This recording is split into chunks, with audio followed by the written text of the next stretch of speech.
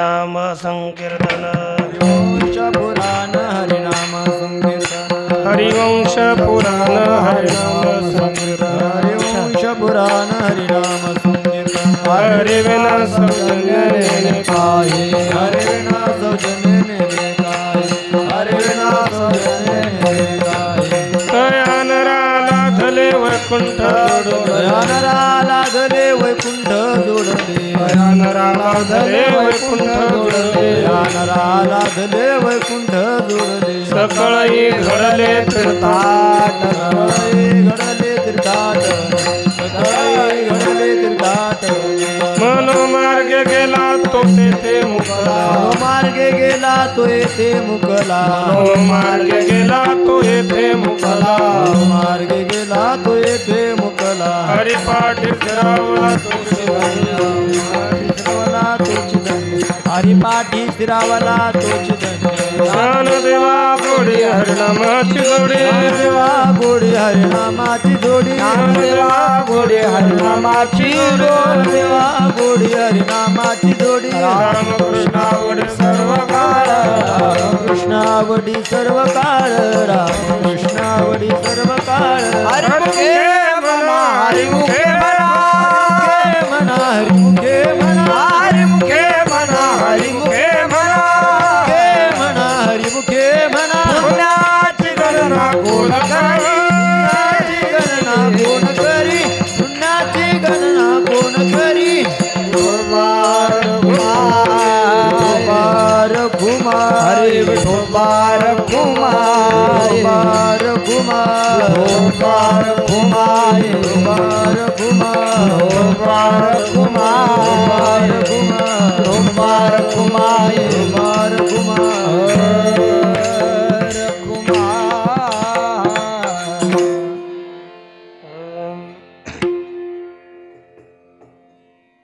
श्री भगवान पांडुरंग परमात्मा श्री ज्ञानोबाराय जगद्गुरु तुकोबाराय शांती ब्रह्म एकनाथ महाराज आदि गुरु श्री शंकराचार्य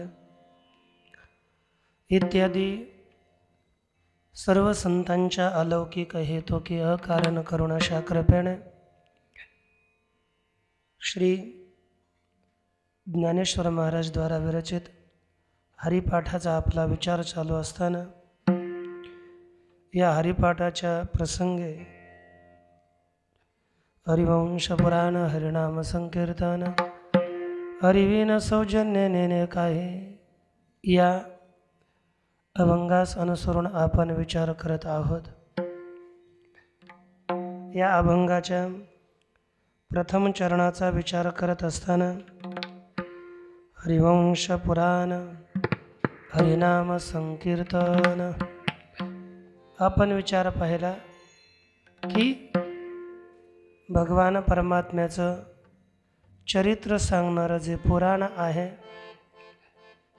त्या पुराणादिकांचं आपण चिंतन केलं पाहिजे, श्रवण केलं पाहिजे. त्यात वक्ताही श्रेष्ठ असावा आणि श्रोताही चांगला असावा. त्यापैकी आपण श्रोत्याचा विचार पाहत होतो. 4 प्रकारचे प्रवर श्रोते आहेत आणि 4 प्रकारचे अवर श्रोते आहेत. काही श्रोते प्रवरमधले चातक श्रोता आहे, हंस श्रोता आहे, शुक श्रोता आहे आणि मीन श्रोता आहे. तत्पश्चात अवर श्रोते आपण पाहणार आहोत. यामध्ये वृक, भुरुंड, वृष आणि उष्ट्र या प्रकारे 4 अवर श्रोत्याचे निकृष्ट श्रोत्याचे प्रकार आहेत.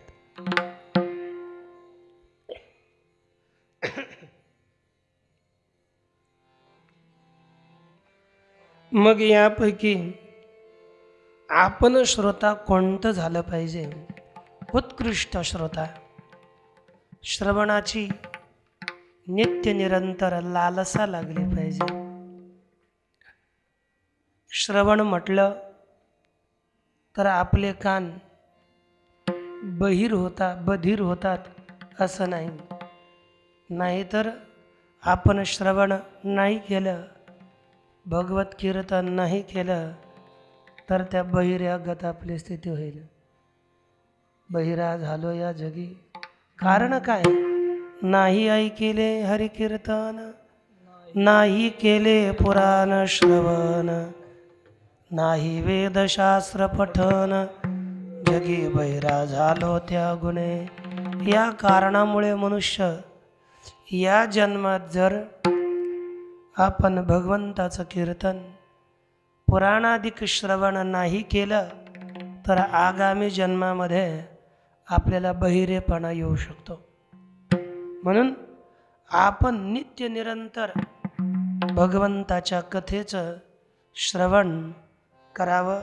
याकरिता जे आपण निकृष्ट आणि उत्कृष्ट श्रोते पाहत होतो त्यापैकी निकृष्ट श्रोत्यात असणारा कोण?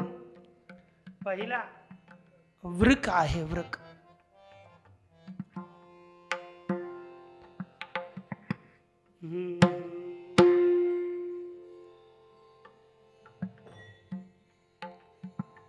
पुराणामध्ये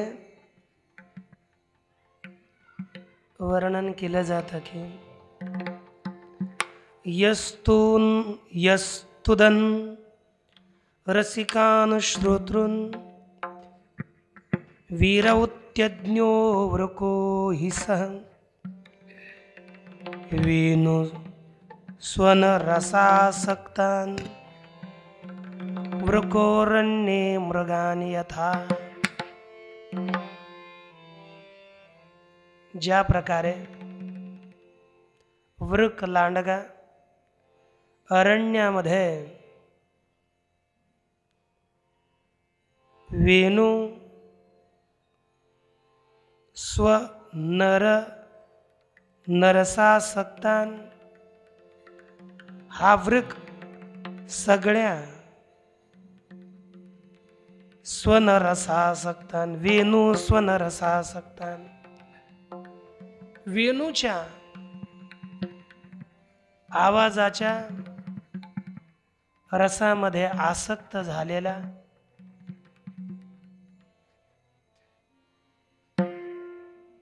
सर्व मृगांना अरण्यामध्ये तो लांडगा परेशान करतो. ते वृक ओरडून ओरडून कोल्यासारखं होते, कारण की त्यांना त्रस्त करतो.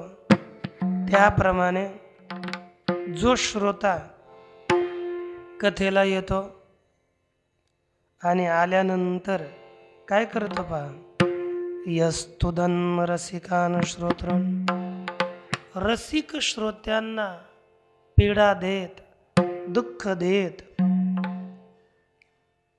विरवती फालतू बडबड करत राहतो, त्यास आज्ञ वृको ही सह, तो वृक नावाचा श्रोता आहे. कारण की यायचं आणि जे एकाग्र झाले आहेत बडबड करून त्यांना विक्षेप निर्माण करायचा तो वृक नावाचा श्रोता करतो. बरं का छोटो, वृक नावाचा श्रोता दुसऱ्याला पीडित करतो, बोलत राहतो काहीतरी. दुसरा आहे भोरुंड. भोरुंडात शिक्षेदन्यात श्रुत्वा न स्वयमाचरेत यथा हिमवत शृंगे भुरुंडाख्यो विहंगमः. आता भुरुंड नावाचा पक्षी आहे, तो ज्याप्रमाणे हिमालयाच्या चोटीवर राहतो, इकडून ऐकतो बस दुसऱ्याला शिकवत राहतो, असं केलं पाहिजे तसं केलं पाहिजे, स्वतः काही करत नाही, दुसऱ्यालाच सांगत राहतो केवळ. म्हणजे जो श्रोता दुसऱ्याला शिकवित राहतो, ऐकून स्वतः आचरण करत नाही, तो भुरुंड नावाचा श्रोता आहे. तिसरा पा सर्वश्रुतमुपादत्ते सारासारान दधीरवृषः स्वादु द्राक्षं खलिं चापि निर्विशेषम यथावृषः. काही टेन्शन घेत नाही. काही श्रोते असे असतात, आओ जाओ घर तुम्हारा. आता एखाद्या बैलाला त्याच्या पुढे गवत टाकलं, त्याच्यातली भाजी खातो, गवतही झेल ते डायरेक्ट बकाबक ग्रहण करतो. त्याचा विचार करत नाही की हे चांगलं आहे की वाईट आहे. यथा वृषः निर्विशेषम स्वादु द्राक्षम खलिम चापी. स्वादू गोड द्राक्षही खातो आणि खळ असेल त्याला दुसरे काही पदार्थ तेही ग्रहण करतो. त्याप्रमाणे अंधधीही हा पुरुष सारासारम अंधधीही सारखा आहे असारखा आहे याविषयी अज्ञानी पुरुष सगळंच ग्रहण करतो. एखाद्यानं सांगितलं अभ्यास करून काय फायदा आहे ते ग्रहण करतो है ना. अभ्यास करून काय करायचं आपल्याला. एखाद्याने म्हटलं अभ्यास केल्यावर आपलं कल्याण होतं, फालतू रात्रीच्याला लवकर झोपावं, 10च्या आत झोपलं पाहिजे 11 वाजेपर्यंत, कारण की रात्रीच्याला 20% बुद्धी कमी होत असते आणि रात्री जर आपण वाचलं तर लवकर विसरतं. सकाळी लवकर उठून अभ्यास केला तर त्याचा फायदा होतो सांगितलं. पण काय करतो ते म्हणतो 20% तरी कमी होते ना, मग काय होतंय 80% तरी आहे ना. ते रात्रीला बडबड करत बसेल. त्याला माहीत नाही सकाळी अभ्यास केल्यावर जास्त बुद्धी चालते. ते नाही ऐकत, कोणाचंही ग्रहण करतो. त्याला काय म्हणतात अंधधी श्रोता. तुम्ही तसे नाहीत म्हणा.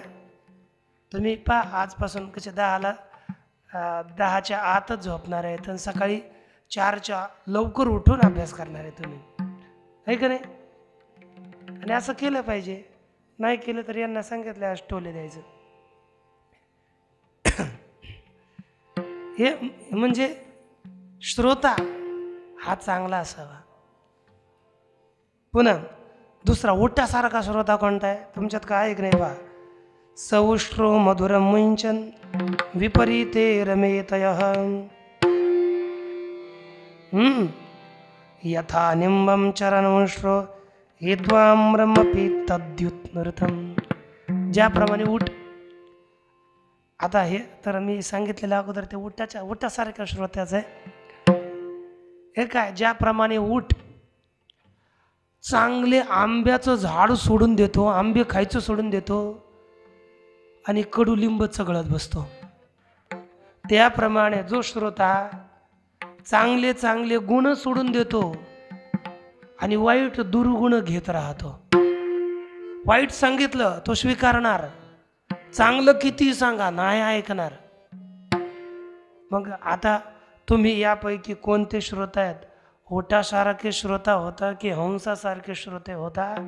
पहा चांगले श्रोते बना, नाहीतर उलट करत राहिलोत निकृष्ट श्रोता हा नरकगामी होईल आणि उत्कृष्ट श्रोता स्वकल्याण करेल. काहीलांतर ऐकण्याचीच इच्छा नसते, त्यांना श्रोता म्हणता येईल काय, पुढच्या जन्मात बधीर व्हावं लागेल. त्याकरिता श्रवण करावं, कारण की पुन्हा पुन्हा कालावधी गेल्यानंतर पुन्हा भेटत नसतो, कधीच नाही भेटणार. एकदा समय गेला, हा समय करोडो जन्मात येणार नाही पुन्हा. आजचा गेलेला समय कित्येकही जन्म असू द्या, यासारखी अनुकूलता, यासारखी आपल्याला या संतांच्या चरणावर जवळ बसून, आपल्याला संतांच्या स्थानामध्ये पवित्र तीर्थामध्ये बसून श्रवण करण्याकरता पुन्हा नाही येणार. आपण विलंब करत राहू. एक काळ असा येईल, काळ आपल्या मागे लागला रे लागला, मग त्यावेळेस आपल्याला काहीच बोलता येणार नाही रे, तुला योग्य काळ आला होता, तो का श्रवण केलं नाही, तू भगवंताची कथा का ऐकली नाहीस, का नामस्मरण केलं नाहीस, का माझं भजन केलं नाहीस, का अध्ययन केलं नाहीस, काय उत्तर देणार ते का? हे असे लेट आल्यानंतर यांना कोणते श्रोता म्हणायचं? हां, उंष्ट्र श्रोता. हो हो, उंष्ट्र श्रोताच्या व्याख्या यांना विचारा. पुढं म्हणून मनुष्यानं स्वतः सारासार विचार करून निर्णय करून चांगलं ग्रहण करून वाईटचा त्याग करणारा हंस श्रोता झालं पाहिजे. श्रोत्याचे आणखीही काही प्रकार आहेत. समजा काही भृंग श्रोता, काही खर श्रोता, गद्यासारखा श्रोता. ते ते आपलं ऐकलं होतं ना, हे ईश्वर ऐक. ते आता मला हसायला येणार ना, आहे की नाही, आहे की नाही, तुम्ही करून दाखवा बरं. आहे ना, बरोबर असं बोलायचं आहे, हे ईश्वर आहे की नाही, असं आहे की नाही, बरोबर गद्यासारखा आवाज निघतो. माझा गळा बसलाय म्हणजे मला. म्हणून श्रवण चांगलं करावं. श्रवण जर आपण सगळ्यांनी या ठिकाणी बसून जर काहीनं योग्य श्रवण केलं त्यांना फल भेटेल, आणि ज्यांनी श्रवण नाही केलं त्यांना फल भेटणार नाही. जेव्हा भागवताची कथा सांगितल्यानंतर कर्णाचा धुंदुली मुक्त झाला, धुंदुकारी मुक्त झाला आणि बाकी श्रोते मुक्त झाले नाहीत, तेव्हा गोकर्ण विचारतात की अहो, जर भागवत कथेचं हे फळ आहे तर धुंदुकारीच मुक्त का झाला, सगळे का मुक्त झाले नाहीत? तरी ते त्या ठिकाणी उत्तर देताना सांगितलं, श्रवणं समभागेन सर्वेषामिह दृश्यते मलभेद कुतो जातः प्रब्रुवन्तु हरिप्रिया. हे हरिभक्तांनो, श्रवण तर समान रूपाने सर्वांनीच केलं आहे, परंतु फलभेद कुतो जात, तिथं मल झाले, फळाचा भेद का झाला, फळ वेगळं वेगळं का प्राप्त झालं? कारण की श्रवण सर्वांनी केलं परंतु त्याचं मनन केलं नाही. श्रवणस्य विभेदेन फलभेदोऽपि संस्थितः श्रवणं तु कृतं सर्वं न तथा मननं कृतं. ज्यानं योग्य रीतीनं श्रवण केलं त्याला फळ श्रद्धेनं श्रवण करावं, एकाग्र होऊन श्रवण करावं, तर त्याला अधिक फळ प्राप्त होतं. कथा कीर्तनात बसलो, इकडं पहा तिकडं पहा, फळ तितकं प्राप्त होणार नाही. आणि आपण तेच श्रद्धेनं श्रवण केलं तर फळ अधिक प्राप्त होतं. आणि श्रवणच नाही, श्रवण झाल्यानंतर त्याचं थोडं बसून मननही केलं पाहिजे. आणि श्रवण करताना काही कारणं आहेत, ती कारणं आपण जोपासली पाहिजेत. जर ती कारणं नसतील तर आपल्याला फळ योग्य भेटणार नाही. पहिलं तर श्रवणाला यावं लागेल. वरच बसून आपण टाइम घातला तर अर्ध, तुम्ही प्रवचन अर्ध झाल्यावर येतं, आता सुटणार आहे, चला आता हळूहळू, मग त्याच्या बापानं ठेवलं का फळ पूर्ण? नाही ना. श्रवण मंगलाचरणाच्या पूर्वी हजर व्हावं आणि शेवटचं मंगलाचरण झाल्यावर उठावं, तर आपल्याला फळ भेटेल. श्री पद्मपुराणामध्ये म्हटलं, विश्वासो गुरुवाक्येषु स्वस्मिन् दीनत्व भावना मनोदोष जयश्चैव कथायां निश्चला मतिः एवमादिकृतं चेत् स्यात् तदा वै श्रवणे फलम्. श्रवणाविषयी फल मनुष्याला कधी प्राप्त होतं? मनुष्य जीवनामध्ये संपूर्ण फळ प्राप्त करू इच्छित असेल तर त्यानं काय करावं? विश्वासो गुरुवाक्येषु, गुरूंच्या वाक्यामध्ये आपला दृढ विश्वास असला पाहिजे. दृढ विश्वासानं श्रवण केलं पाहिजे. नाहीतर विश्वास आपला असतो, त्यांचं सांगायचं काम आहे, त्याच्यातलं घ्यायचं किती हे आपण ठरवायचं. असं जर म्हटला तर सबसेल त्यात कशामुळे? त्या तिरस्कारामुळे पुण्याचा भागी व्हायचा तर पापाचा भागी होईल. बहुधा आपण अविश्वास करतो साधनावर, म्हणून आपल्याला फळं प्राप्त होत नाहीत. किती दिवस झालाय आळंदी सारख्या पवित्र क्षेत्रामध्ये आपण शास्त्राचं चिंतन करत असूनही अंतःकरणामध्ये बदल होत नाही. कारण काय? हे आपले नालायकता. कारण की आपण जसं श्रवण करावं, जशी साधना करावी, जशा विश्वासानं ती पूर्ण केली पाहिजे, ती पूर्ण न केल्यामुळे आपल्याला ऊर्ध्व जायचं तर आपलं अधोगमन होत आहे. शास्त्रावरचं प्रेम, भगवंतावरचं प्रेम, दृढ श्रद्धा ही वाढली पाहिजे. परंतु अंतःकरण साधना योग्य न केल्यामुळे शुद्ध होत नाही आणि त्याचा यथायोग्य फल आपल्याला प्राप्त होत नाही. म्हणून अशी उलटी स्थिती येते. पहा, विश्वासो गुरुवाक्येषु स्वस्मिन् दीनत्व भावना. आपण दीन आहेत श्रवणाला गेल्यानंतर. पहा, साधू संतांच्या श्रवणाची काय स्थिती आहे. एकदम मी कोणी दीन आहे. आणि दीन होऊन आपल्या श्री गुरूंजवळ जाऊन आपण एकाग्रतेनं श्रवण केलं पाहिजे. आणि बस इतकं एकाग्र व्हावं की आपल्याला दुसऱ्या कशाचंच स्मरण होऊ नये. सगळे मनोदोष जयश्चैव, सगळ्या मनातील दोष घालून काम क्रोधादी विकार दूर करून बस भगवद एक मुख्य होऊन आपण श्रवण केलं. आणि बस मला माझं कल्याण जवळ आहे. श्रद्धा ही असावी. आम्ही सुद्धा सुरुवातीला पहिली कथा कुठे ऐकली अशी एका बाराबंकीमध्ये. स्वामीजींची 4-5 वक्ती मिळून भागवत कथा करायची. एक वक्ता नसायचा, 3 वक्ते असायचे. आणि 1-2 सत्रामध्ये कथा चालत असं. 3 वक्ते असायची, एकच कथा. कोणी इथपर्यंत, कोणी पुढे, ते कोणी पुढे. जसं अष्टादशासारखी सप्ताहादिनी कथा होती, 3 वक्ते असायचे.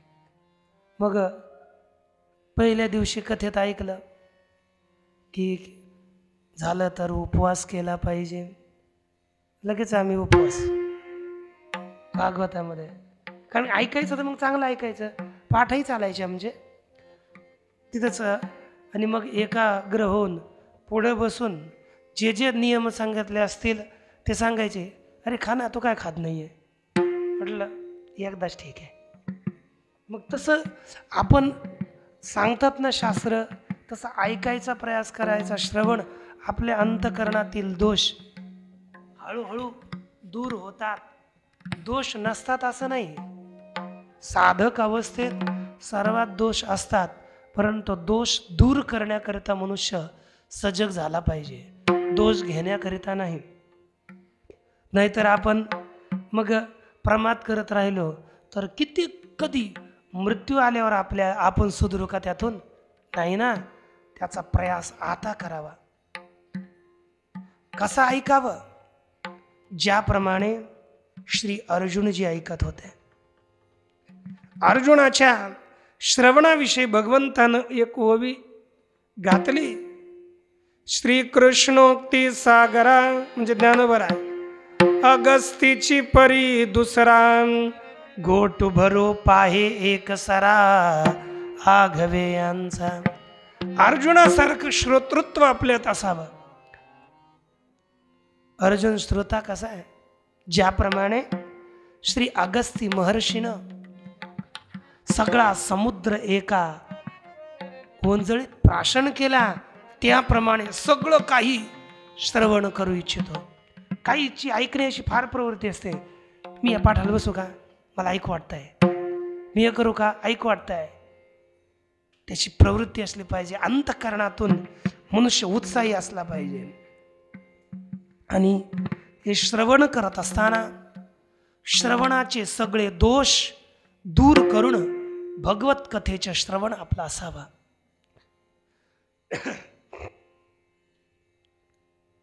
काय काय दोष आहेत श्रीनाथ महाराजांनी सांगितल्यानुसार? श्रवणी ध्यानी अंतराय, लय विक्षेप कषाय, कारसा स्वादुही होय, हे चारी अपाय चुकवावे. हे सगळे अपाय मनुष्यानं दूर केले पाहिजे. श्रवण ध्यान यांच्यातले दोष आपण हटवले पाहिजे. श्री या ठिकाणी आपल्याला सांगितले, नाथ महाराज दोघांमध्येही हे दोष सांगतात पहा. म्हणजे श्रवणी ध्यानी अंतराय, श्रवणातले आणि ध्यानातले दोष आपण हे दूर केले पाहिजे.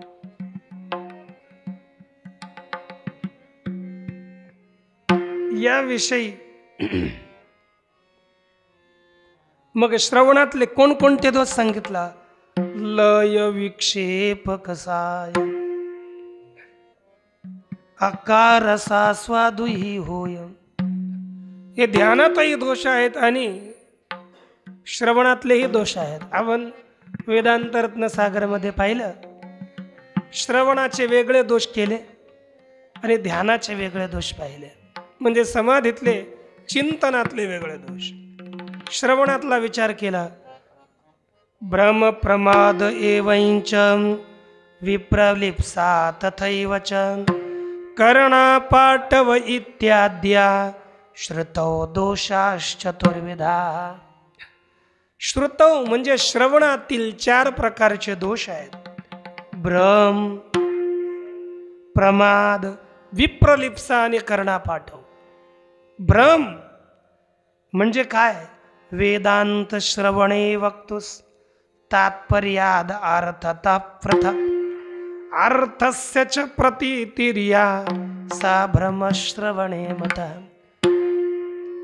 वेदांत शास्त्राचं श्रवण करत असताना, कोणत्याही शास्त्राचं श्रवण करत असताना वक्त्याच्या तात्पर्यापासून वेगळ्याच तात्पर्याचं याला ज्ञान होणं हा श्रवणातील भ्रम आहे.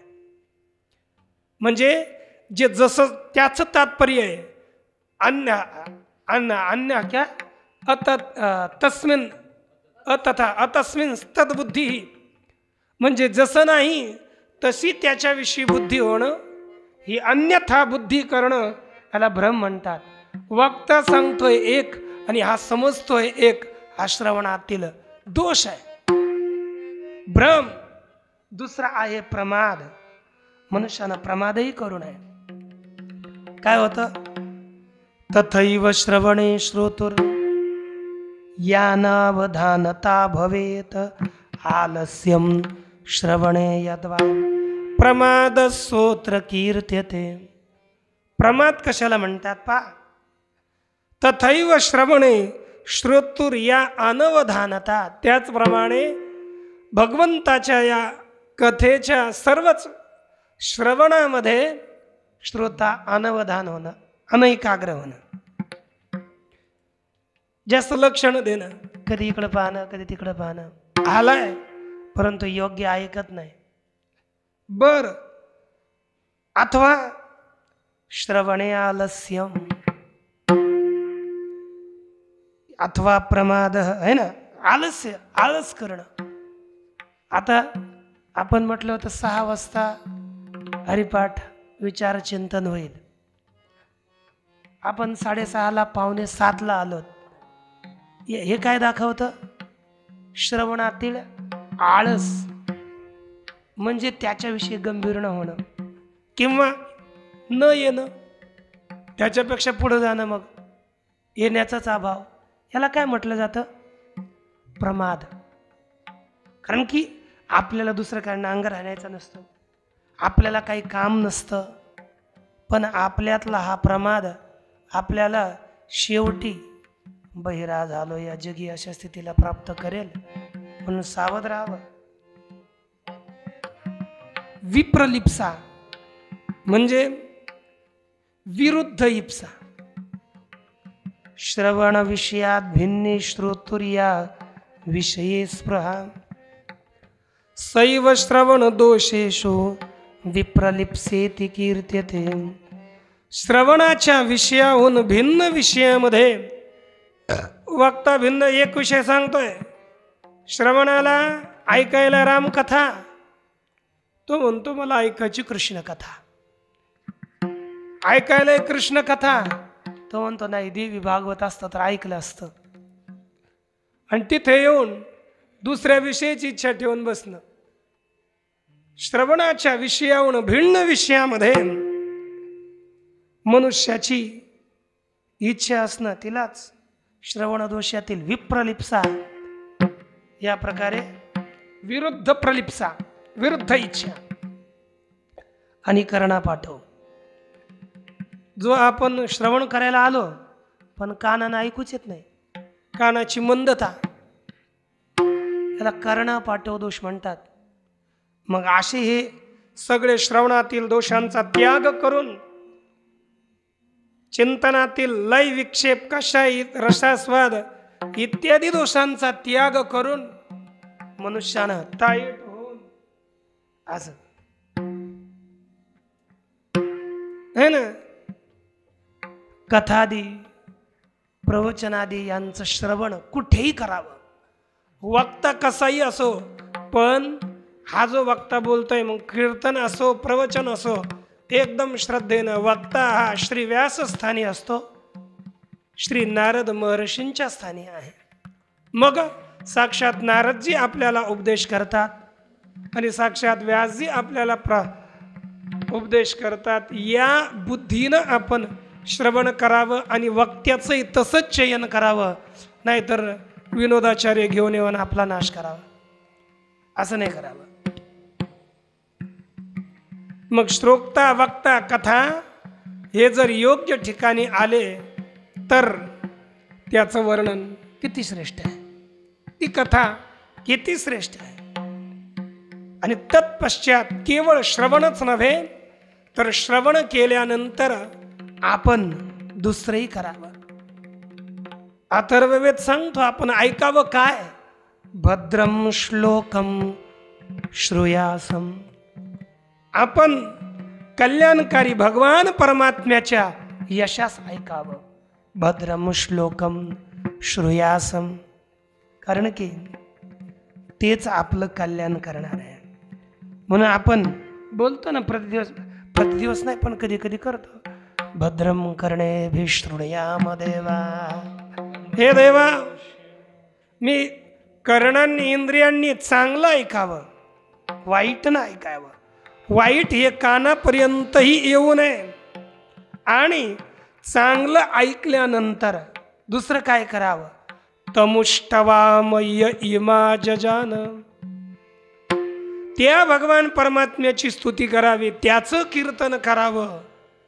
इमा जजान, ज्याच्यापासून हे सगळं जगत उत्पन्न झालं. मग स्तुती करावी, कारण की स्तुती करत असताना अनृत मिथ्या विषयांची नाही, तर सत्य अशा परमात्म्याची स्तुती करावी.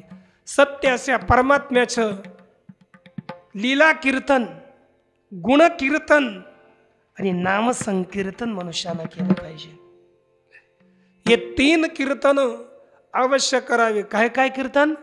लीला कीर्तन, गुण कीर्तन आणि गुण लीला नाम, हे करावं. भगवंताचे गुण गावे.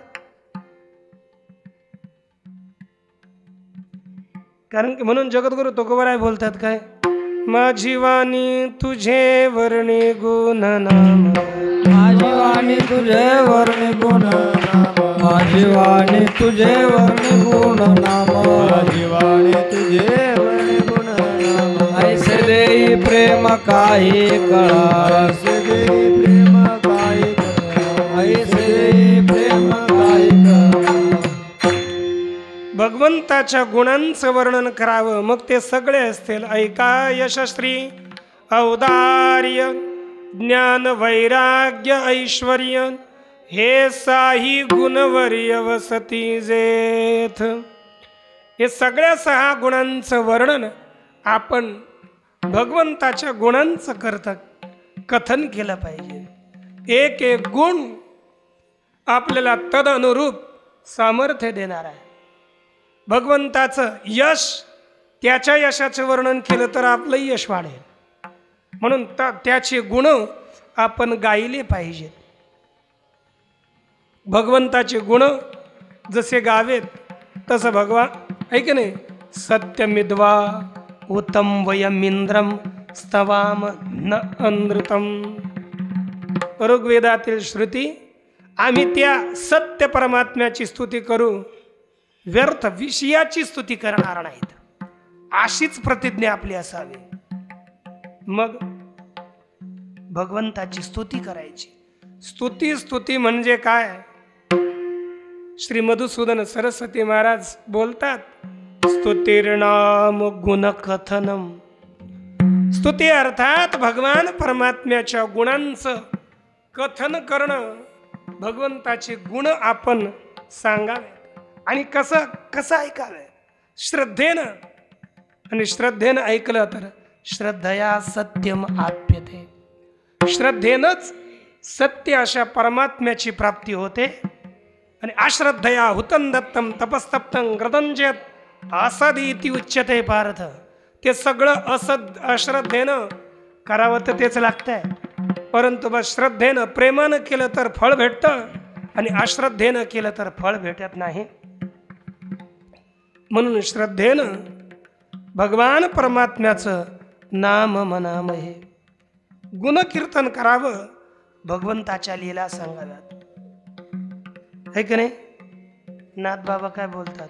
सगुण चरित्रे परम पवित्रे सादर वर्णावी सज्जन वृंदे मनोभावे आदि वंदावे. सज्जन वृंदे मनोभावे आदि वंदावे. सगुण चरित्रे परम पवित्रे सादर वर्णावे सज्जन वृंदे मनोभावे आदि वंदावे. सज्जन वृंदे मनोभावे आदि वंदावे. संत संगे अंतरंगे नाम बोलावे. संत संगे मनोभावे नाम बोलावे. संत संगे अंतरंगे नाम बोलावे. संत संगे अंतरंगे नाम बोलावे. संत संगे अंतरंगे नाम बोलावे. कीर्तन रंगे देवा सन्निध सुखे डोलावे. कीर्तन रंगे देवा सब सुखे डोलावे. संत संगे अंतरंगे नाम बोलावे. कीर्तन रंगे देवा सन्निध सुखे डोलावे. कीर्तन रंगे देवा सन्निध सुखे डोलावे. सगुण चरित्रे परम पवित्रे सादर वंदावे. भगवान परमात्म्याचे सगुण चरित्र परम पवित्र असणारी ही सगुण चरित्र अतिशय आदरानं भागवताला रामायणाला प्रत्येक पुराण महाभारतादींना आपण प्रणाम करावा. सादर अगोदर नमस्कार करावा आणि सज्जन वृंदे मनोभावे आधी वंदावे. कथेला आपण गेल्यानंतर सज्जन पुरुषांना सगळ्यांना अगोदर नाही तिथं जाऊन वंदन करता आलं, परंतु मनानं भावानं त्यांना वंदन करावं, मंगलाचरण करावं. त्यानंतर संत संगे अंतरंगे नाम बोलावे. संतांच्या संघामध्ये अंतरंग भगवंताचं नामाचं उच्चारण करावं आणि मग कीर्तनाच्या रंगात भगवंताच्या जवळ सुखाने नाचावं, गावावं, उड्या माराव्या. पण भगवंत ही कीर्तनाची मर्यादा आहे की नाही? भक्ती ज्ञान विरहित इतरा गोष्टी न कराव्या, प्रेम भरे वैराग्याच्या गोष्टी विवराव्या. भक्ती ज्ञान याहून इतर फालतू काही बडबड करू नये. काय करावं? प्रेमाने वैराग्याच्या गोष्टी, लोकांना विषयांपासून वैराग्य कसं होईल, भगवंतामध्ये प्रेम कसं होईल याचं कथन करावं. मग काय करावं?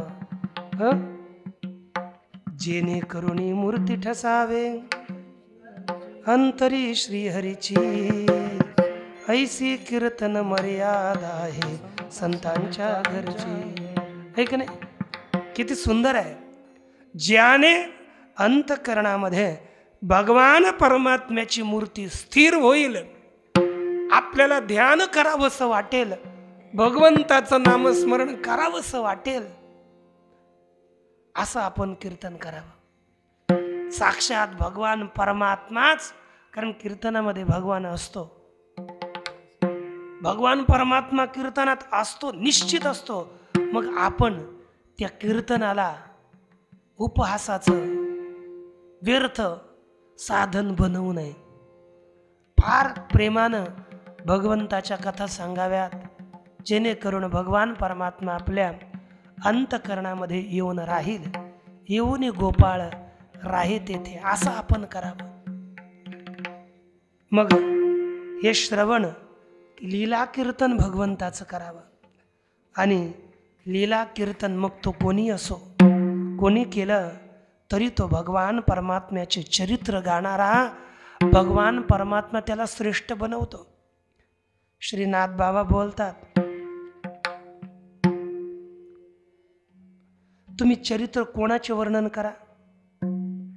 अवतारा माझी उत्तमोत्तम, श्रीराम कृष्णादी जन्म कर्म, नाना चरित्रे संभ्रम, अविश्रम जे गाते.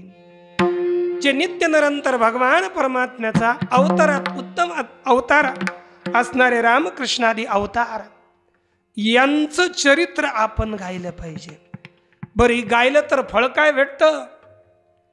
ही अवतार चरित्रे वर्णिता, चोरटा वाल्मिके झाला तत्वता, व्यास जार पुत्र सर्वथा, केला सरता तिही लोकी.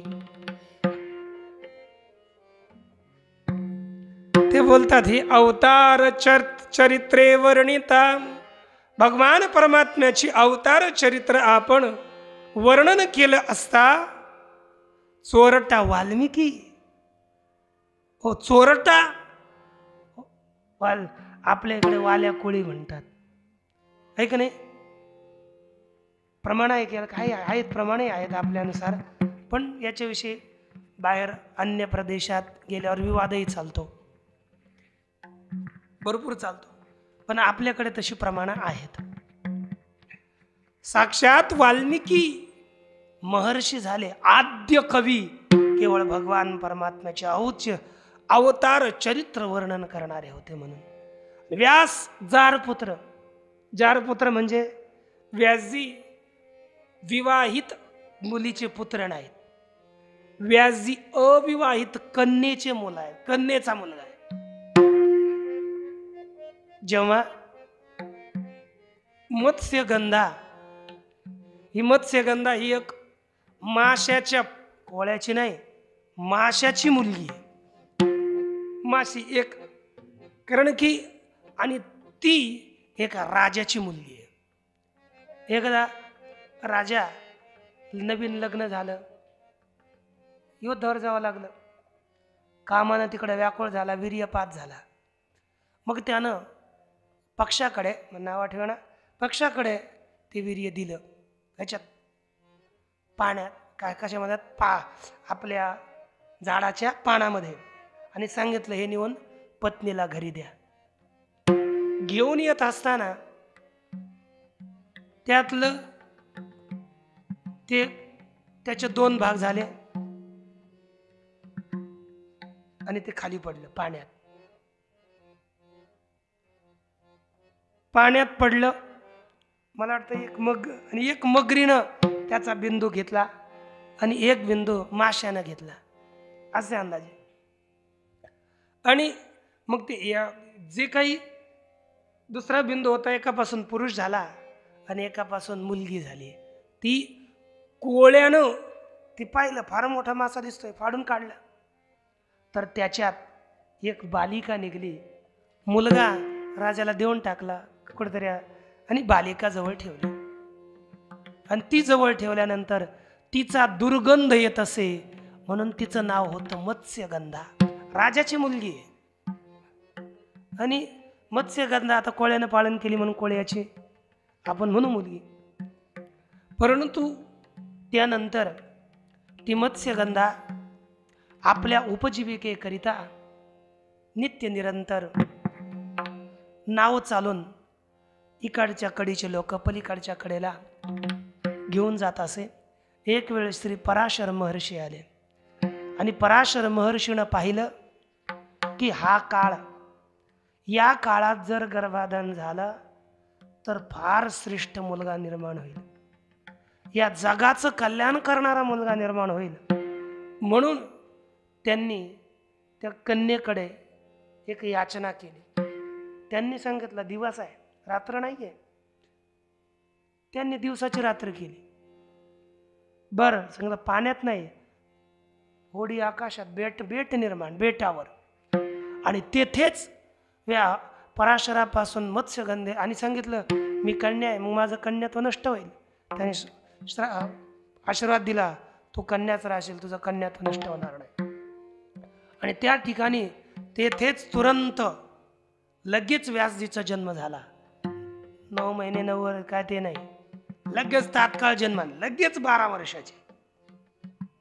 महर्षींचं तपश्चर्या त्या, आणि लगेच तपश्चर्याला जन्माला आले, लगेच 12 वर्ष झाले, लगेच गेले त्या तपश्चर्यामुळे. म्हणून पण म्हटलं जातं जार, आणि म्हणून व्यासजींना कानिन म्हटलं जातं. कानिन आहेत, कानिनो व्यासो कर्णश्च, ऐक नाही. कानिन कोण आहे? व्यास आणि कन्याया कनिंच सूत्र आहे. आणि मग कानिन कोण आहे? कानिनो व्यास कर्णश्च, लघुत सूत्र येतं आपल्या पुस्तकात. मग आता हे व्यासजी कानिन असून, जारपुत्र असून भगवंताचं चरित्र गात होते, म्हणून तिन्ही लोकात ते वंदनीय झाले. आणि तत्पश्चात केवळ गुणकीर्तन करावं, लीला कीर्तन करावं, आणि शेवटी नामकीर्तन ही करावं. आपण ज्ञानेश्वर